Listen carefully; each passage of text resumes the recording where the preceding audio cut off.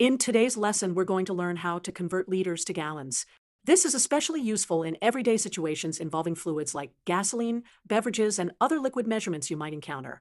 The key conversion factor we need to remember is 1 liter is approximately equal to 0.264172 gallons. Let's visualize this conversion factor using a diagram. Let's create a simple diagram to help us visualize this conversion.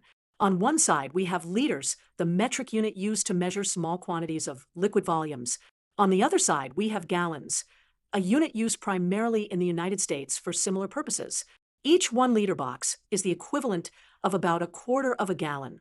To convert a given volume in liters to gallons, we multiply by the conversion factor. The formula for this conversion would be backslash x backslash liters equals backslash x backslash times 0.264172 gallons. Let's add this conversion formula to our scene. Let's do an example where we convert a specific quantity from liters to gallons. Suppose we want to convert 15 liters to gallons. We apply our formula, 15 liters times 0.264172. Calculate this product to get the result in gallons. And there we have it.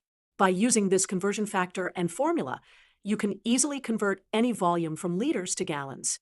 Next time you're at the pump or measuring fluids for a recipe, you'll be all set.